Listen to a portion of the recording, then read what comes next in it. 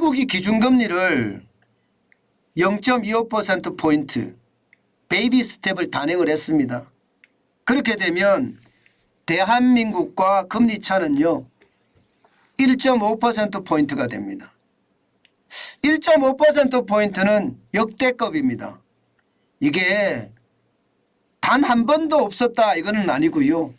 예, IMF 직후에 1999년부터 2000년까지 예, 기준금리가 한미 금리 역전이 1.5%포인트를 기록한 적이 있습니다. 문제는 괜찮을까요? 한미 금리 역전 충격 없을까요?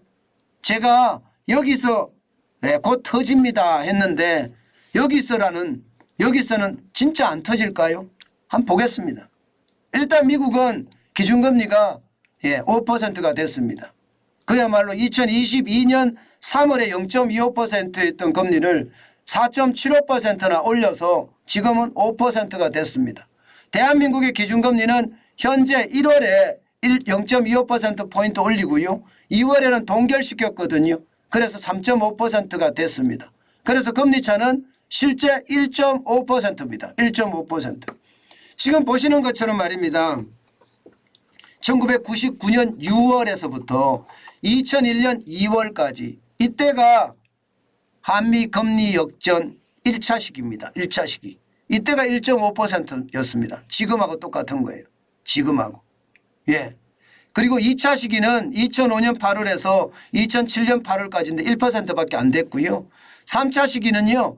2018년 3월에서 2020년 2월까지 이때도 1%밖에 안 됐습니다. 그런데 지금은 1.5%입니다.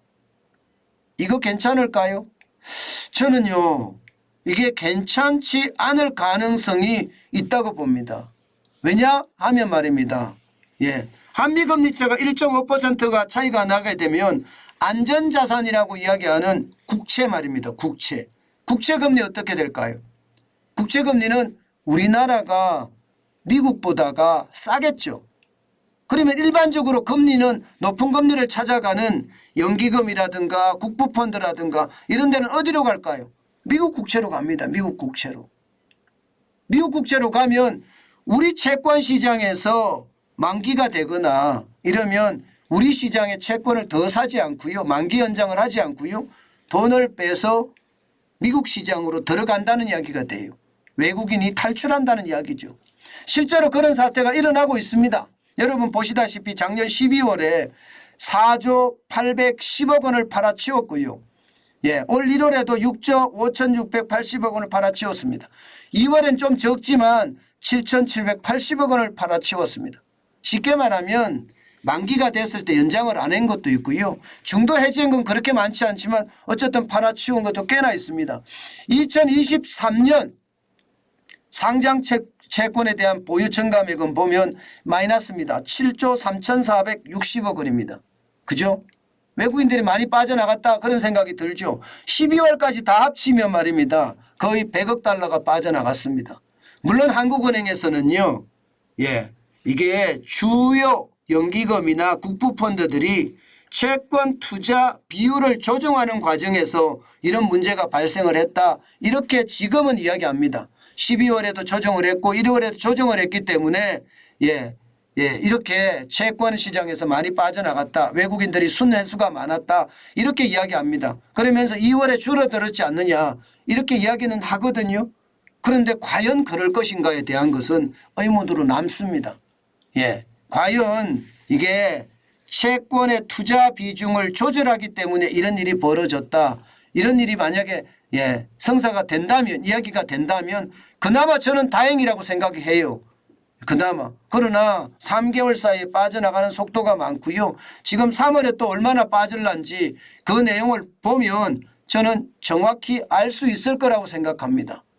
예, 외국인들의 어떤 상황이 어떻게 될란지 말입니다. 더 중요한 것은요. 더 중요한 건 주식시장이거든요. 지금 주식시장도 보면 여러분 주식시장도 지금 굉장히 빠져나가는 모양새예요. 여러분 보시다시피 1월에는 6조 1460억 원이 들어왔습니다. 예, 6조 1460억 원이 들어왔습니다. 2월에도 1조 1690억 원이 들어왔습니다. 그런데 3월은 3월 22일 현재입니다. 1조 7,834억 원이 나갔습니다. 돈이 안 들어오는 거예요.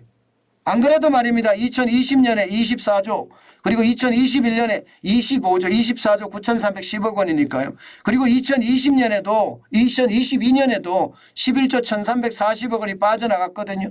계속 줄기차게 빠져나가고 있는데 2023년에도 빠져나가면 이게 외국인들이 탈출한다는 말이 틀리지 않는 이야기입니다. 예, 저는 한미금리 역전이 괜찮을까 이런 걱정 실제로 많이 하고요. 더더군다나 이게 여러분 만약에 이게 지금 3월에 올렸잖아요. 또 5월 3일입니다. 5월 3일 날 미국이 또 0.25%나 0.5%를 올리면 어떻게 될까요? 그러면 0.75%가 됩니다. 물론 우리가 가기 전에 4월 13일 날 우리가 올릴 수도 있겠죠. 그러나 우리는요. 이게 금리를 올리기가 진짜 만만치 않습니다. 자칫 잘못하면 부채 폭발에 굉장한 위험이 있을 수도 있고요. 이게 한번 폭발하기 시작한 부채는요. 가계부터 시작해서 기업의 부채까지 연쇄적으로 폭발할 수가 있거든요. 뭐 실질적으로 말입니다. 가계 같은 경우는 대출 만기 연장이라는 어떤 큰 짐이 하나 있는 거고요. 기업도 마찬가지예요. 기업도 부동산 PF 대출이라는 큰 짐이 하나 있거든요. 그런데 이것이 동시에 터지게 되면 인정사정 없거든요. 그렇기 때문에 금리 올리기가 진짜 만만치 않습니다.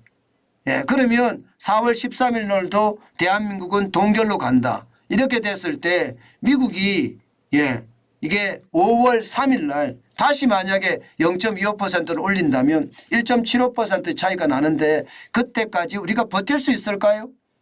저는 쉽지 않다고 봅니다. 물론 정부가 이 부분에 대해서도 알고 있겠죠. 거기에 대한 특단의 조치도 취하고 있을 거라고 생각을 합니다. 재정을 풀어서 말입니다. 시중의 통화량, 유동성이 줄어드는 걸 막을 수도 있겠죠. 그러나 전체적으로 제가 봐서는 그 위험을 감당하기는 쉽지 않아 보입니다. 결국 말입니다. 결국 채권 시장에서 저는 터질 가능성, 작년 10월 11월에 터졌던 것처럼 채권 위기가 다시 한번 몰아칠 가능성도 저는 높다 이렇게 생각합니다. 왜냐하면 말입니다. 국채나 특수채도 지금 위험하다고 하잖아. 은행 그죠? 은행도 위험하다고 하니까 사람들이 기피한단 말입니다. 그러면 회사채는요. 회사채가 발행이 제대로 안 된다고 하면 채권 시장에는 뭐 사줄 사람이 많아야 되는데 뭐 사줄 사람이 많지 않기 때문에 점점 위기로 몰릴 수 있다. 그런 생각할 수밖에 없거든요. 저는 결국 말입니다. 뭐 어마어마한 위기가 전 세계적으로 채권의 위기가 다가오면 충분히 그럴 수도 있다고 생각을 합니다. 그런 상황에서 봤을 때 우리에게도 채권의 위기가 닥칠 가능성 저는 충분히 있다고 생각을 합니다. 충분히 있다. 그래서 여러분 항상 조심하시고 또 조심하셔야 된다는 이야기 제가 여러 번 말씀을 드리고 있습니다. 채권은요. 뭐 국채야 나라가 망하지 않는 한 계속 가겠죠. 그러나 이게 채권 중에서도 말입니다. 진짜 조심해야 될 채권들 많이 생각을 해야 될 것 같아요. 뭐 공기업 같은 경우도 파산까지는 저는 정부가 그냥 놔두지 않을 것 같거든요. 한전이 파산하면 다 박살이 나니까 한전이 파산하게끔은 두지 않겠지만 이게 저축은행이라든가 아니면 이금융권이라든가 여기는 파산하게 놔둘 수도 있거든요. 그러면 채권 진짜 조심하셔야 됩니다. 일반 기업도 마찬가지입니다. 지금 뭐 재벌 기업도 지금처럼 수출 적자가 계속 나면 재벌 기업들도 그렇게 오래 버티기 저는 쉽지 않다고 봅니다. 물론 뭐 삼성 같은 경우야 현금이 많으니까 버틴다고 이야기는 하지만 앞으로 계속해서 수출 적자가 계속될 때는 그 상황이 아마 속으로 골마 터지지 않을까 그런 생각도 해봅니다.